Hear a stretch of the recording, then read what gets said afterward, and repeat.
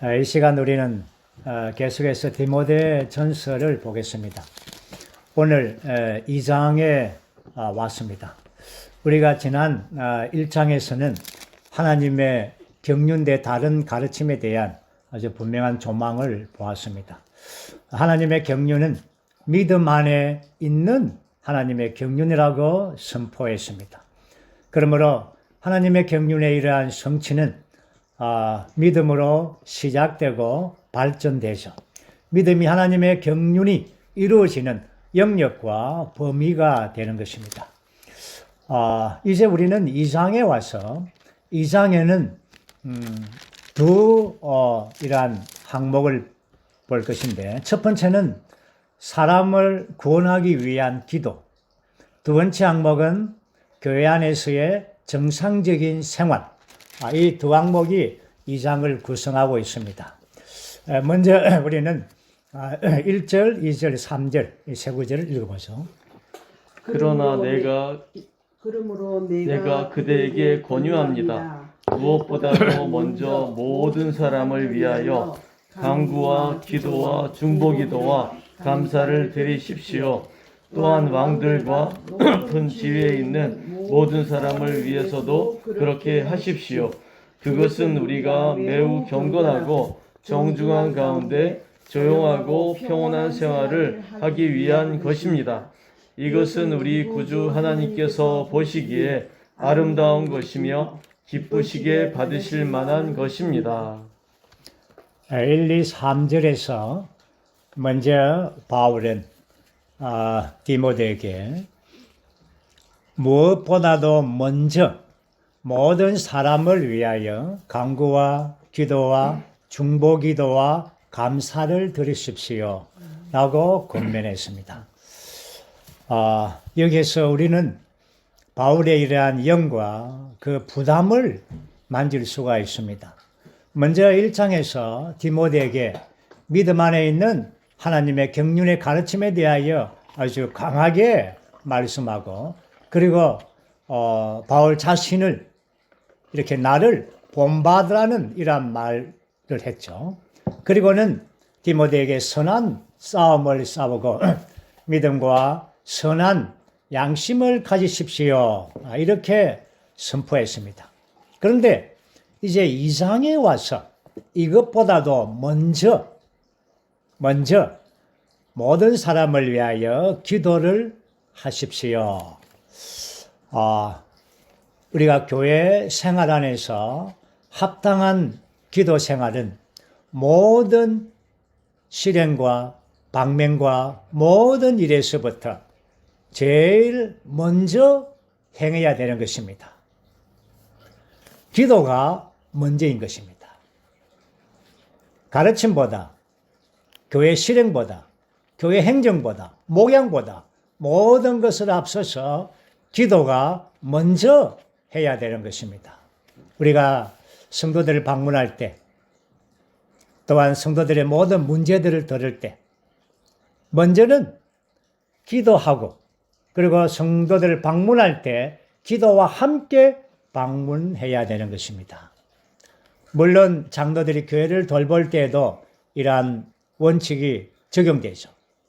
먼저는 기도이고, 그 다음은 이러한 기도와 함께 성도들을 방문하고 성도들을 목양하는 것입니다.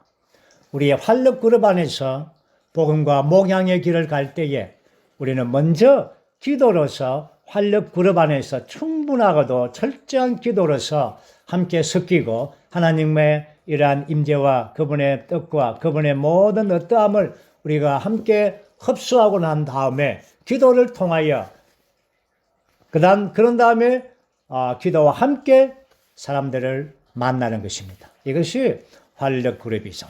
오늘 우리가 이러한 기도에 대해서 바울은 무엇보다도 먼저라는 것이 상당히 아주 인상 깊습니다. 무엇보다도 어떤 상황을 들을 때, 어떤 지체의 소식을 들을 때, 또 어떤 상황을 만날 때 먼저 해야 될 것은 우리의 기도가 앞서야 되는 것입니다. 오늘 우리는 이 기도에 대해서 조금 더 깊이 교통하기를 원합니다. 물론 우리 기도에 대해서는 많이 또 알고 또 기도는 한편의 메시지가 아니죠. 기도는 우리의 실행이며 또한 우리의 생활이 되어야 되는 것입니다.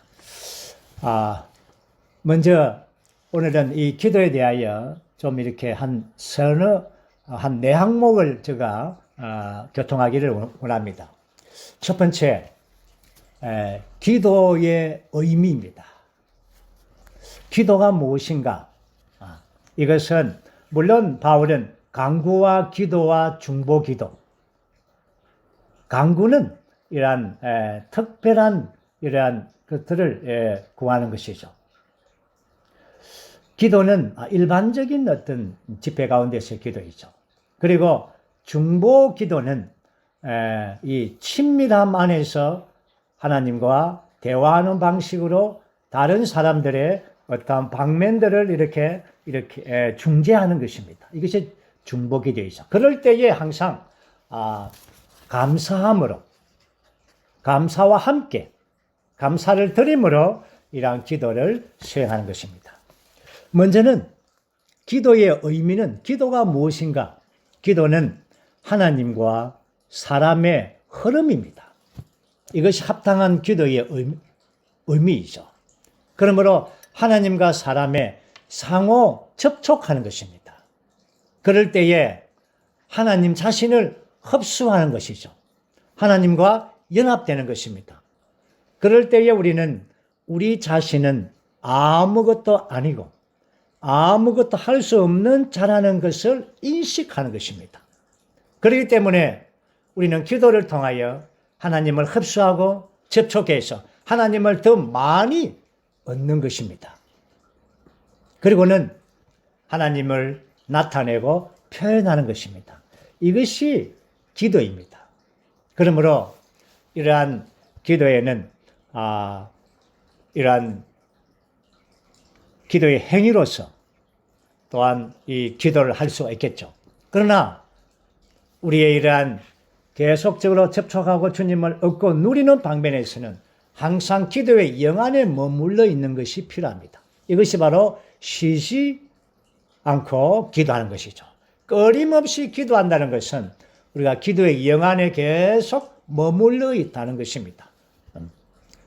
그 다음에 이제 두 번째는 보는 것이 중보 기도입니다. 여기에 바울은 디모데에게 이 중보 기도라는 단어를 썼죠. 그러나 빌립보서를 보면 빌립보서 4장 6절에 보면 중보 기도가 빠져 있죠. 기도와 간구와 감사함으로 이렇게 기도를 했죠.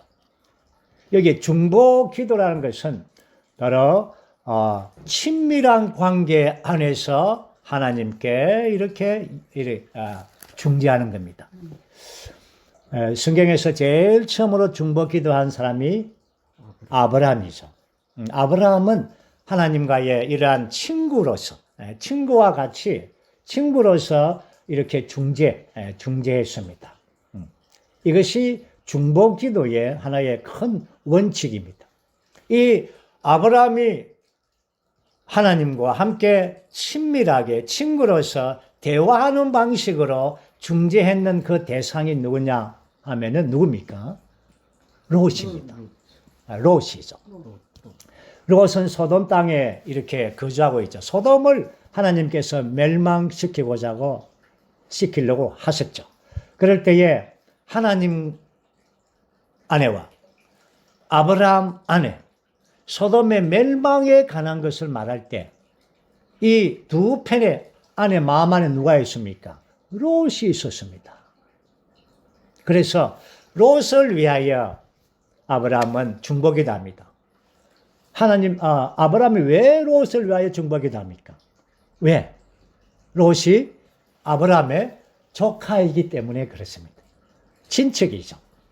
그렇지만 하나님께서 아브라함에게 중보기도의 부담을 일으킨 것은 하나님도 롯이 필요한 것입니다.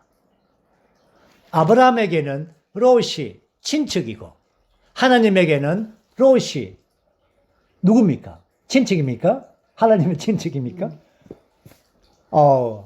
친척보다도 더 놀라운 존재입니다. 롯은. 예, 그렇습니까?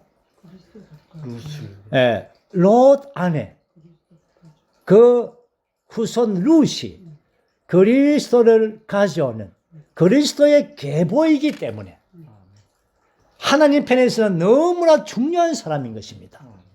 롯은. 그렇기 때문에 하나님은 그분의 마음 안에, 아브라함 안에 그분의 마음을 계시해 주었죠.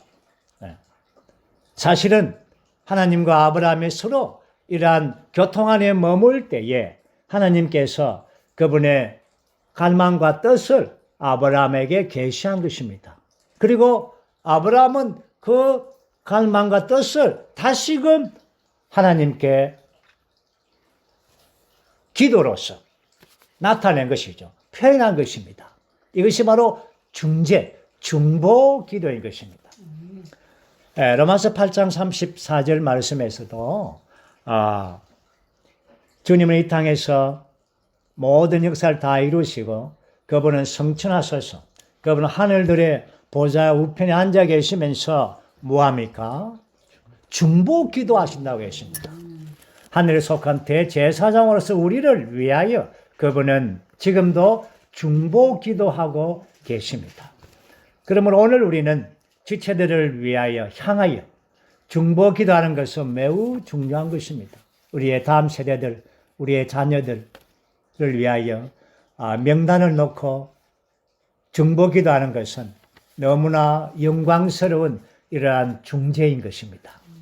그 다음에 이제 세 번째 보고 싶은 것은 이 마태복음 6장에서 주 예수님께서 이러한 기도에 대하여 가르친 부분이 있습니다.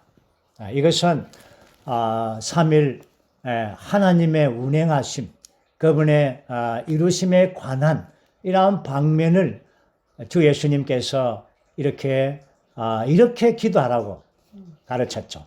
이렇게 기도하라는 것은 기독교 안에 있는 이 주기도문처럼 외우라는 암송하라는 것이 아니라 이러한 원칙 안에서 기도하는 것입니다. 이것이 뭡니까? 첫 번째는 주님은 이 기도에서 5 항목을 말했죠.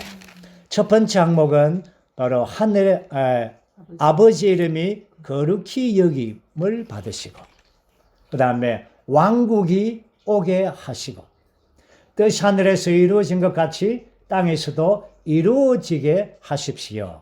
이것은 삼일 하나님에 관했습니다. 아버지 이름이 거룩히 여김을 받고 아들의 왕국이 오게 하시고 그 영의 뜻이 땅에서 이루어지게 하는 것입니다.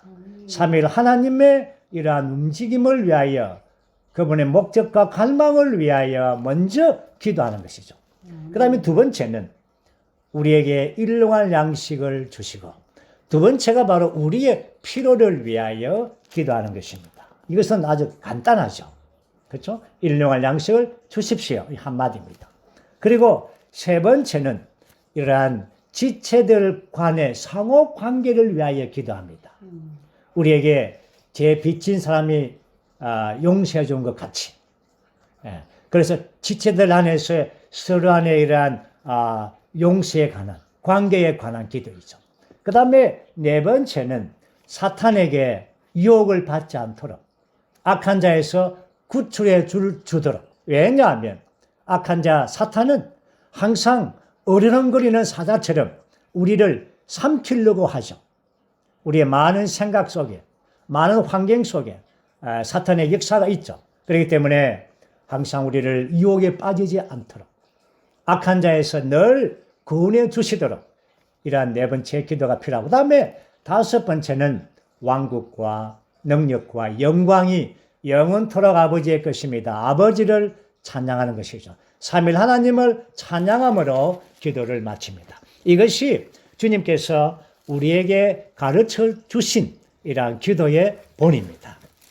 그 다음에 이제 오늘 저는 또 주 예수님께서 우리에게 기도에 대한 아주 깊은 부분을 교통한 구절이 있습니다. 마가복음 11장의 12절에서부터 아주 26절까지 그 사건이 있습니다. 그 사건을 보면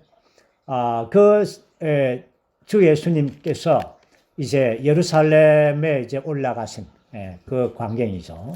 그래서 17절 말씀 보면 그 성전에 올라가셔서 그 성전을 정결케 하죠. 막 사고 파는 것들을 쫓아내고 탁자를 뒤집었고 자 그리고 난 다음에 주님께서 뭐라고 말했습니까? 내 집은 모든 민족이 기도하는 집입니다. 이것이 하나님의 집은 기도하는 집이라는 겁니다. 이것에 대한 우리의 체험은 바울은 우리에게 뭐라 했습니까? 우리가 하나님의 성전인 것을 알지 못합니까? 또한 주님은 이 성전을 헐라 내가 3일 안에 일으키리라 자기의 육체를 말씀했습니다. 요한복음 14장에서는 내 아버지의 집에 거할 곳이 많다.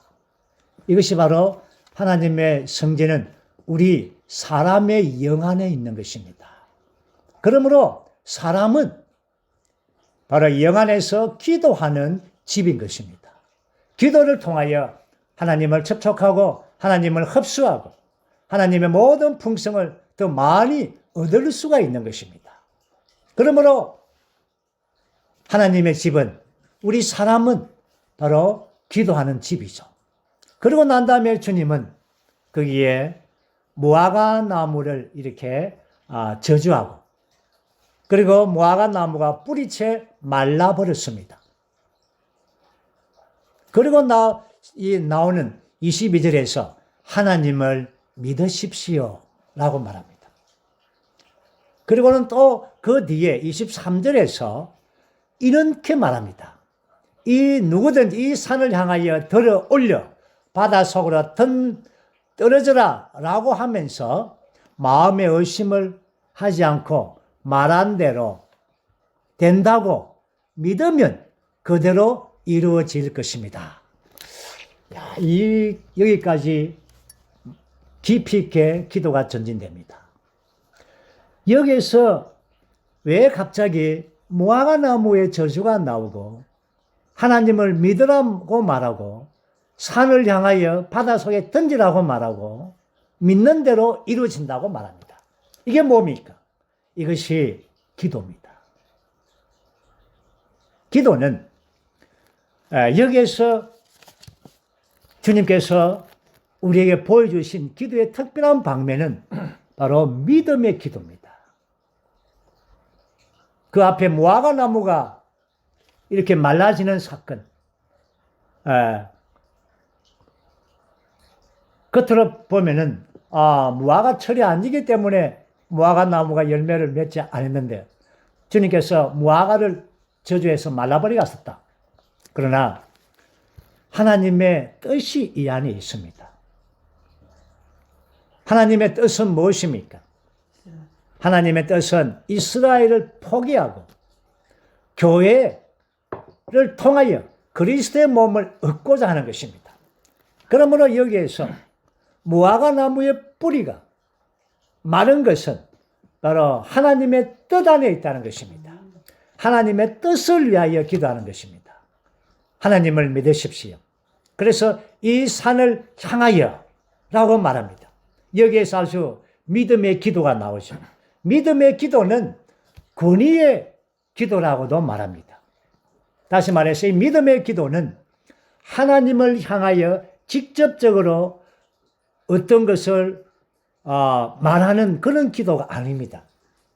믿음의 기도는 하나님을 향하여 말하는 것이 아니라 뭘 향하여 말합니까? 산을 향하여 말합니다. 이것은 권위의 기도이고 명령의 기도이죠. 하나님께 직접적으로 말하는 것이 아닙니다. 산에게 직접적으로 말하는 겁니다. 이것은 정말 이러한 믿음이 없이는 될 수가 없죠. 이 흉내 내는 것이 아니죠. 큰일 나죠. 이것은 믿음 안에 있는 강한 기도인 것입니다. 하나님의 뜻과 그분의 경륜을 알고 그분과 하나됨 안에서 그분의 강한 믿음 안에서 산을 향하여 바다 속에 들어가라. 우리의 많은 산들 얼마나 많습니까? 환경들, 많은 이 밖에 이런 많은 산들이 있을 때 우리는 산을 향하여 바다 속에 들어가라. 정말 이러한 믿음의 기도가, 이 명령의 권위의 기도가 기도의 가운데 가장 어떤 깊은 기도입니다. 우리는 이러한 기도의 기도를 전진하는 자들이 되기를 원합니다. 그리고 2절에서는 왕들과 높은 지위에 있는 모든 사람을 위해서 그렇게 기도합니다. 우리는 세계 정세를 위하여 기도합니다. 오늘 많은 이 우크라이나 전쟁의 문제, 주님은 지금도 그분은 보좌에서 만왕의 왕으로서 주권을 가진 분으로서 온 땅을 지금 다스리고 계십니다.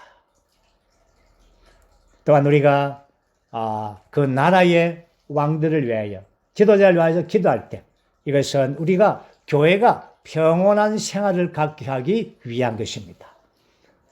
그래서 여기에 우리가 매우 경건하고 정중한 가운데 조용하고 평온한 생활을 하기 위한 것입니다.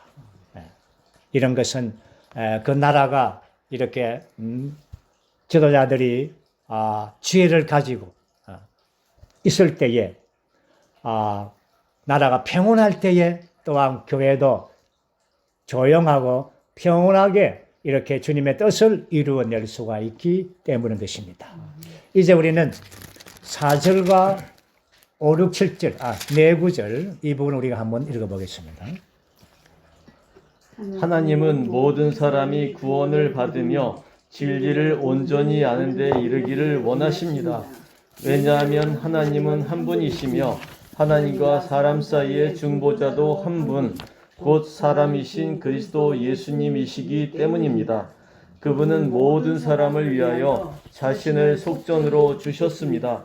이 사실은 적절한 때에 증명될 것입니다. 나는 이것을 위하여 믿음과 진리 안에서 전파자와 사도로 세워졌고 나는 참말을 하는 것이지 거짓말을 하는 것이 아닙니다. 이방인들의 교사로 세워졌습니다. 하나님은 모든 사람이 구원받기를 원합니다. 또한 구원받은 사람들은 진리를 온전히 알기를 원합니다. 이것이 하나님의 원하심입니다. 6절, 7절 말씀 보면 모든 사람을 위하여 자신을 속전으로 주셨습니다. 이것은 바로 주님께서 이 땅에서 십자가를 통하여 모든 사람을 위하여 구속을 성취하셨습니다. 이 구속을 이룬 이 사실을 적절한 때에 증명될 것입니다. 그러므로 우리가 구원을, 복음의 말씀을 들을 때가 바로 이러한 적절한 때이죠. 복음이 아프리카로 전해질 때, 전파될 때, 그때가 바로 이러한 적절한 때인 것입니다. 오늘날 방가라 땅에서 이러한 복음이 확산되고 있죠. 이것이 바로 적절한 때입니다. 이러한 그리스도의 이러한 구속, 속전으로 주신 이 사실이 선포될 때, 선포되는 그때가 바로 적절한 때입니다. 바울은 이렇게 말했습니다. 나는 이것을 위하여 믿음과 진리 안에서 전파자와 사도와 교사로 세워졌습니다. 이러한 삼중의 신분을 말하고 있습니다. 전파자는 그리스도의 복음을 선포하는 사람입니다. 사도는 하나님께서 그분 자신을 위하여 교회들을 세우도록 신성한 위임을 주어 보내심 받은 사람입니다. 교사는 하나님의 영원한 목적과 하나님의 신약 경륜의 내용을 가르치고 정의하고 설명하는 사람입니다. 바울은 이러한 삼중의 신분을 가졌습니다. 오늘 우리 모두가 다 이러한 삼중의 신분을 다 가져야 되는 것입니다. 이제 오늘 저는 특별하게 여기 4절에서 진리를 온전히 아는 데 이르기를 원합니다. 그리고 7절에서 믿음과 진리 안에서 앞으로 디모데전서 3장에 이르게 되면 교회는 진리의 기둥과 기반입니다. 그리고 디모데 후서에 가게 되면 이러한 진리를 올바르게 분별하고 쪼개로 목수가 이렇게 나무를 쪼개듯이 아주 진리에 대한 이렇게 많은 부담을 가지고 있습니다. 왜냐하면 이러한 교회의 하락의 때에 예방 접종할 수 있는 길은 바로 진리를 강하게 세우는 것입니다. 교회 안에 성도들 안에 진리가 세워져야만이 교회가 강해지고 튼튼해지는 것입니다. 그렇기 때문에 저는 오늘 이 진리의 항목들에 대해서 제가 6방면을 교통하기를 원합니다. 첫 번째는 진리에 대한 정의, 두 번째는 진리에 대한 두 방면, 세 번째는 진리에 대한 두 기둥, 세 번째는 진리에 대한 세 노선, 네 번째는 진리의 최고봉, 다섯 번째죠. 여섯 번째가 진리에 대한 우리의 체험. 이 6항목을 교통하기를 원합니다. 먼저는 진리의 정의입니다. 진리가 무엇인가? 주 예수님과 빌라도의 대화에서 빌라도가 뭐랬습니까? 진리가 무엇이요? 라고 말했죠. 진리가 무엇입니까? 주 예수님은 내가 진리에 대하여 증언한다고 말했습니다. 진리는 삼일 하나님 그분 자신이 진리입니다. 또한 그분의 말씀하심이 진리이죠.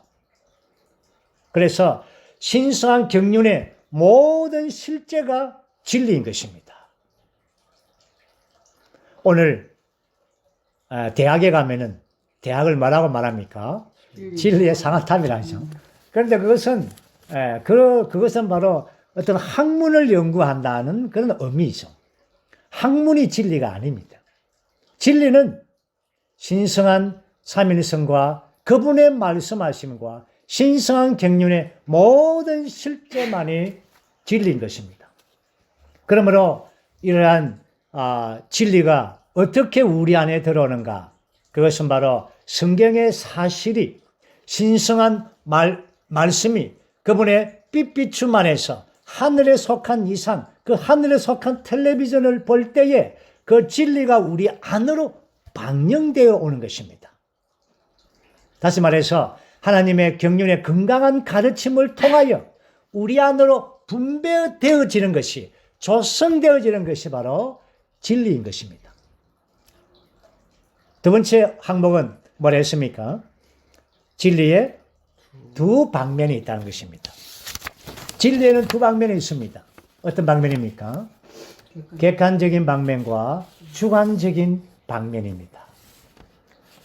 삼일 하나님은 객관적인 방면이죠. 그리고 그분의 이루신 모든 역사들은 다 객관적인 방면의 진리입니다. 그러나 그분이 우리 안에서 운행하실 때 그분의 모든 진리의 항목들이 우리 안에서 주관적인 진리가 되는 것입니다. 예를 들어서 로마서 6장 6절에서는 우리 옛사람은 그리스도 안 십자가에 못 박혀 죽었습니다. 이것은 객관적인 진리이죠. 그러나 이것이 우리 안에서 주관적인 진리가 되려면 로마서 8장 13절에서 그리스도 예수 안에 있는 사람은 그 영으로서 몸의 행실을 죽였습니다. 라고 할 때 이것은 바로 주관적인 진리가 되는 것입니다. 그러므로 이러한 객관적인 진리의 모든 방면들은 다 주관적인 진리를 위하여 있는 것입니다. 그러므로 객관적인 진리에 대한 내용을 우리가 알아야만이 우리 안에서 주관적인 진리로 체험할 수가 있습니다. 요한복음은 많은 경우에 주관적인 진리의 방면들을 말하고 있습니다. 예를 들어서 말씀께서 육체가 되시어서 또한 생명 주는 영이 되셔서 우리 안에서 생명 주는 영으로서 우리 안에 들어오십니다. 또 그분 우리의 생수입니다. 생명의 떡입니다. 우리의 호흡입니다. 할 때 그분 자신이 우리의 주관적인 진리가 되는 것입니다. 네. 우리는 그리스도의 생활은 바로 객관적인 이러한 진리의 방면들을 우리가 알고 또한 볼 뿐 아니라 이 모든 객관적인 진리의 방면들을 우리 안에서 주관적인 진리로 체험하는 생활.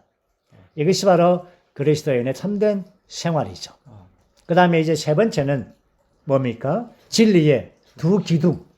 진리에는 두 기둥이 있습니다. 무엇입니까? 첫째는 진리는 우리를 거룩히 하는 기둥입니다. 진리는 우리 안에서 주관적인 진리가 체험될 때에 진리가 우리 안에서 우리를 거룩하게 합니다.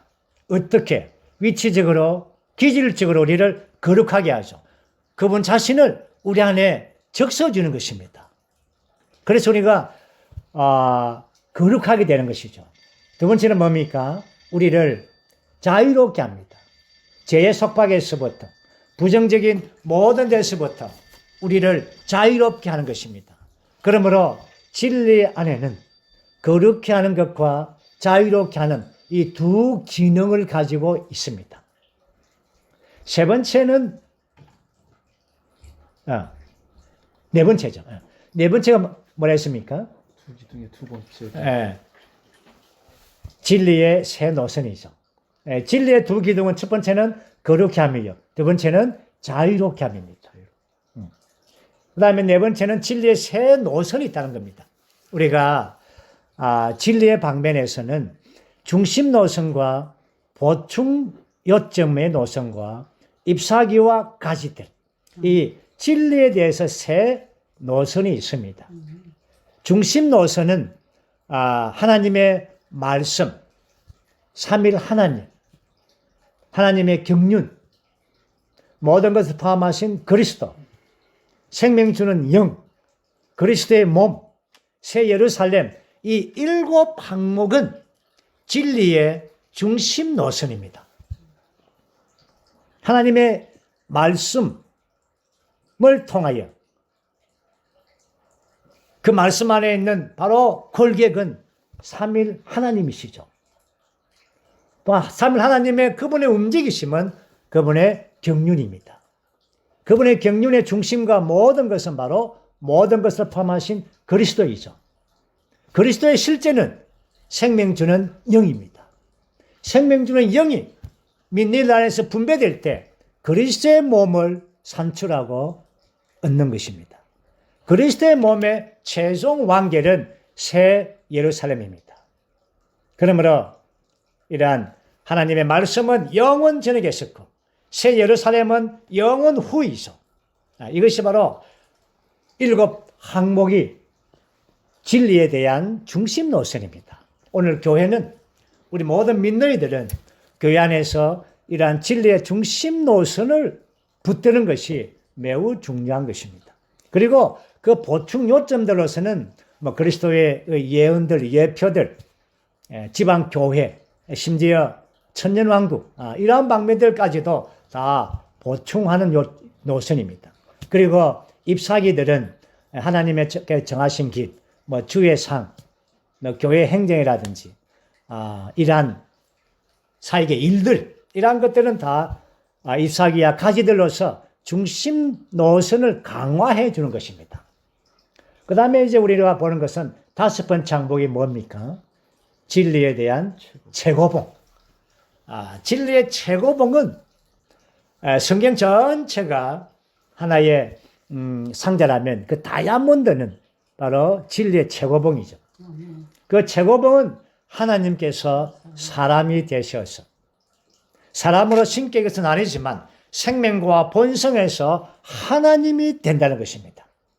그래서 그리스도의 유기적인 몸을 건축해서 새 예루살렘을 완결한다. 이것이 바로 진리의 최고봉입니다.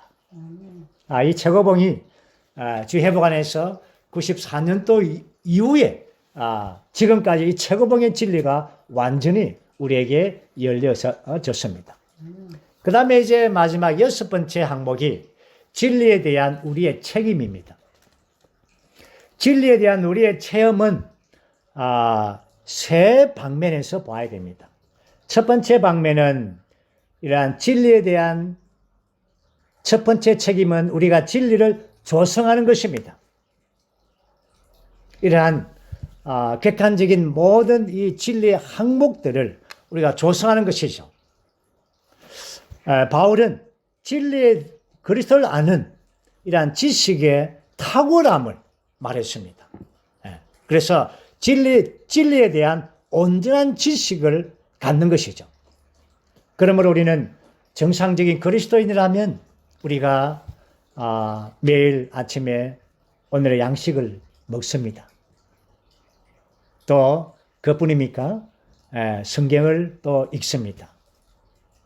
또 라이프 스타디를 우리가 또 추구합니다. 더 깊이 추구하기 위해서는 이러한 사역의 말씀들, 이러한 사역의 이 시리즈들, 그렇죠?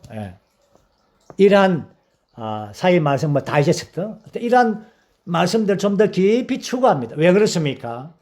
진리가 우리 안에 조성되기 위한 것입니다. 이스라엘 백성들이 만나로서 그들을 조성한 것처럼 오늘은 이 시대에 우리가 이러한 신성한 말씀으로 이 시대의 사역의 말씀으로 우리가 조성될 필요가 있는 것입니다. 그리고는 이제 두 번째는 진리에 대한 절대성을 지키는 것입니다. 이것은 매우 우리에게 중요한 책임이죠. 우리의 체험에 의해서 진리를 이렇게 낮춰줄 수는 없는 것입니다. 진리는 진리입니다. 진리 편에 우리가 서는 것이죠. 우리가 진리 편에 서서 진리와 함께 싸워줘야 됩니다. 그러기 위해서 우리가 진리로 조성되고 진리의 절대성을 지켜야 되는 것입니다. 우리의 체험과 약함에 의해서 진리를 낮출 수가 없는 것입니다. 그 다음에 세 번째는 진리에 대한 우리의 책임은 진리를 말하는 것입니다.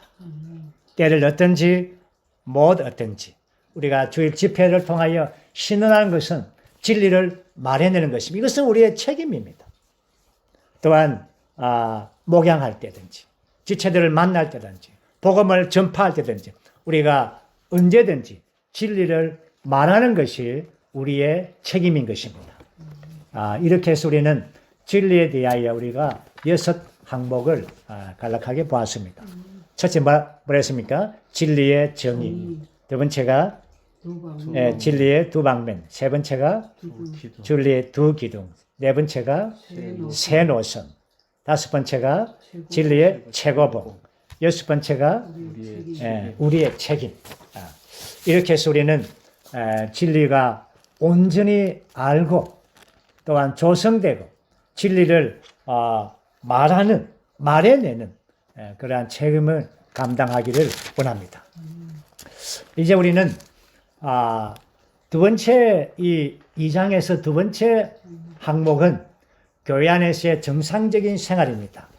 이 부분은 8절에서부터 15절까지 있는데 이것은 제가 읽으면서 찬찬하게 읽고 마치겠습니다.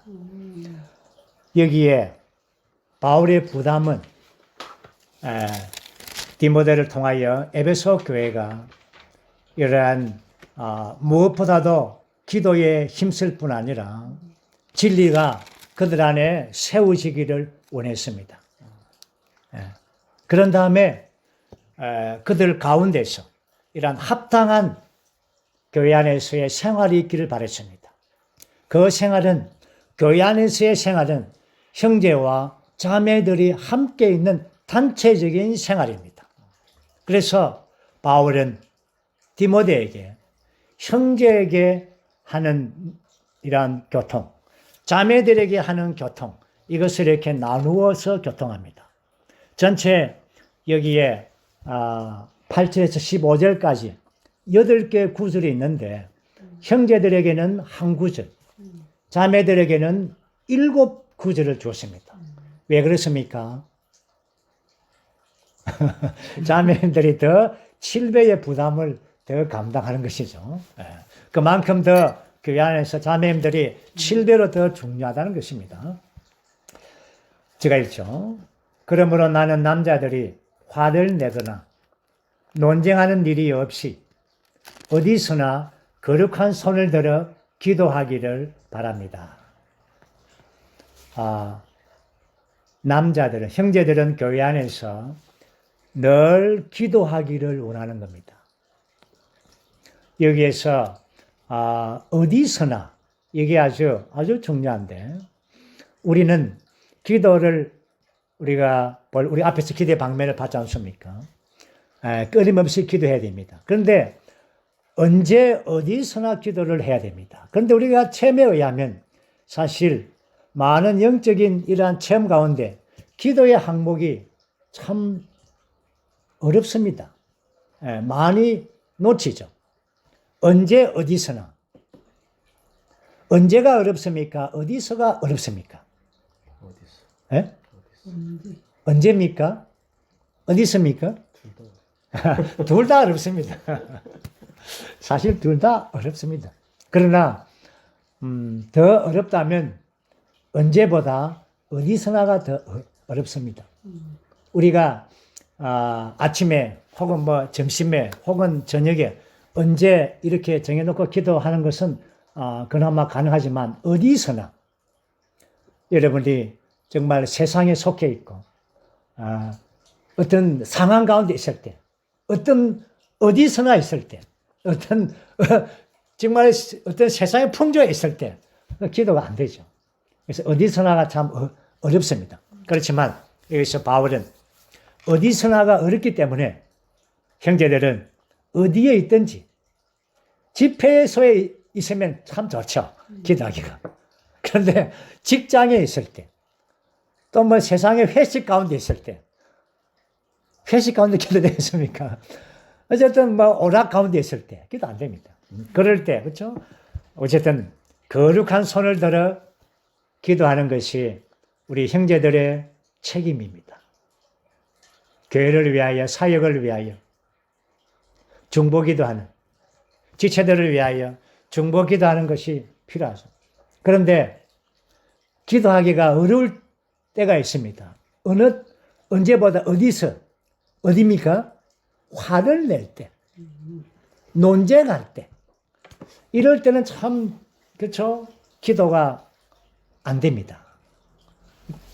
그래서 화를 내거나 논쟁을 하는데 끼들지 말라는 것이죠. 그리고 부부 사이 한번 싸움하면은 한 며칠 기도가 안 되죠. 그래서 기도를 회복하기 위해서 어떻게 됩니까? 해가 저물기 전에 여보 자문해서요. 이렇게 화해야 됩니다. 왜? 남자들은, 형제들이, 그렇죠? 기도를 쉬지 않도록. 기도가 멈추지 않도록. 우리 형제들의 책임은 교회 안에서 늘 거룩한 손을 들어 기도하는 것입니다. 거룩한 손을 든다 할 때 기독교 안에서는 이것을 그냥 물질적으로 봤죠. 목사님들이 이렇게 거룩한 손을 들어가 축도하지 않습니까? 요 거룩한 손을 든다는데, 이런 물질적인 어떤 방면의 손이 아니죠. 이것은 바로 손은 뭡니까? 우리의 생활을, 우리의 행위를 말하는 것입니다. 이 거룩한 생활 안에 있을 때 우리는 기도가 할 수가 있는 것입니다. 여기에서 눈을 들지 말고 손을 들으라. 눈은 무엇입니까? 눈을 든다는 것은 다른 사람들의 어떤 상황이 이 어떤 그 이러한 것들을 막 바라보는 것이죠. 예, 눈을 들지 말고 손을 들라는 것은 우리가 다른 사람들의 지체들의 결정과 이러한 것들을 막 이렇게 보려고 하지 말고 거룩한 생활 가운데 있으라는 것입니다. 그럴 때 우리가 기도가 주님 안에서 합당하게 이루어지는 겁니다. 이제 우리 자매들에 대해 이야기를 한번 들어보죠. 마찬가지로 여자들도 마찬가지입니다. 그렇죠? 형제나 자매 마찬가지로 여자들도 단정한 옷차림에 염치와 정숙으로 자신을 단장하기 바랍니다. 요란하게 꾸민 머리와 금이나 진주나 값비싼 옷으로 치장하지 말고 그 당시 1세기 때나 지금 21세기 때나 여자들이 옷 치장하는 것은 꼭 같습니다. 왜 그렇습니까? 여자이니까 옷을 아마 입어야 되고 이 단장하고 아마 하나님의 창조의 본성에서 아마 그게 조금 들어가 있는 모양이죠. 그래서 요란하게 막 꾸밀라 합니다. 그 당시도 그랬고 지금도 그렇잖아요. 지금은 더 하죠. 예. 그러나 여기에 단장하는 것이 있습니다. 무엇을 단장합니까? 염치와 정숙으로 자신을 단장하고 옷차림에 자매들의 행실이죠. 옷차림은 어떤 옷입니까? 신할의 외투가 아니라 하늘에 속한 외투입니다. 밍크 코트가 아니라 신성한 외투입니다. 이것이 바로 이러한 수줍, 염치와 정숙함입니다. 여자에게는 정말 아주 필요한 미덕이 있죠. 그것은 염치입니다. 염치. 염치라는 것은 뭔가 제한된다는 것이죠. 절제함이 있고 자신을 어떤 가림이 있습니다. 막 뛰 나오지 않고, 그렇죠? 약간 이렇게 염치 좀 치라, 염치. 그 다음에 정숙, 냉철한 생각 안에서 자기를 절제하는 여인. 이것이 염치와 정숙입니다. 이렇게 자신을 단장하는 것입니다. 이렇게 해서 신성한 하늘에 속한 옷을 입는 것입니다. 그리고 10절에서는 하나님을 공경한다고 고백하는 여자에게 어울리도록 선행으로 단장하기 바랍니다. 11절에서 여자는 매사에 복종하면서 조용히 배우십시오. 여자들은 가능하면은 조용한 게 미덕입니다. 그러나 교회 집회에서 기능을 발휘할 때는 그렇죠? 조용해서 안 됩니다. 그거 이제 12절에서 말씀은 여자가 가르치는 것이나 남자에게 권위를 행사하는 것은 허락하지 않았습니다. 누가? 하나님께서. 그래서 조용하게 있는 것이 좋습니다. 왜 조용하게 있습니까? 13절, 14절에서는 왜냐하면 아담이 먼저 지어졌고 그 다음에 하와이고 이거 첫 번째 이유이죠. 두 번째는 뭡니까? 아담이 쏘은 것이 아니라 여자가 쏘아서 죄를 범했기 때문입니다. 그래서 이러한 남자의 머리는 그리스도이고 여자의 머리는 남자입니다. 그러므로 여자는 교회 안에서 권위를 가지고 말씀을 가르치는 이러한 부분이 아니라 기능을 발휘하는 지체의 기능을 발휘하는 데서는 매우 적극적으로 발휘해야 되는 것입니다. 여자가 보호받는 길은 남자의 머리 대심 안에 있는 것입니다. 이것이 그렇게 해서 15절 우리 15절 함께 우리가 선포해 보죠. 그러나 여자들이 믿음과 사랑과 거룩함을 지니고 정숙하게 산다면 해산을 통하여 구원을 받을 것입니다. 이렇게 해서 남자와 여자가, 형제와 자매가 교회 안에서 어떻게 행해야 되는가를 대하여 이렇게 2장에서 보여줬습니다. 우리는 오늘 2장을 마쳤습니다. 이제 우리 이 각주에 있는 이 부분을 제가 읽고 이 메시지를 마치겠습니다. 2장을 마치겠습니다. 이 각주에 있는 이 내용이 뭐냐면 1장, 2장 전체에 대한 요약을 8항목을 말했습니다. 첫째는 다른 가르침으로 빗나가는 것을 끝내십시오. 1장이죠. 두 번째는 하나님의 경륜을 강조하고 이것을 그리스도의 생활의 중심 노선과 목표로 삼으십시오. 세 번째는 죄인들을 구원하기 위하여 그리스도를 전파하십시오. 네 번째는 믿음과 선한 양심을 가짐으로 하나님의 신약 경륜을 위하여 선한 싸움을 싸우십시오. 다섯 번째는 이단적인 교사들과 그리고 사도를 반대하는 사람들을 상대해서 처리하십시오. 여섯 번째는 인도하는 사람들은 앞장서서 기도 생활하며 모든 사람을 위하여 중보 기도하여 그리스도의 구속이 알맞은 때에 증명될 수 있도록 하십시오. 2장의 말씀이죠. 일곱 번째, 형제들이 기도의 본을 따라 언제든지 기도하도록 하십시오. 여덟 번째, 마지막으로 자매들이 합당한 태도로 자신을 단장하고 형제들에게 복종하며 조용함과 믿음과 사랑과 거룩함을 지니고 정숙하게 살도록 하십시오. 이렇게 해서 1장, 2장 전체의 내용을 요약해 주었습니다. 주님을 찬양합니다.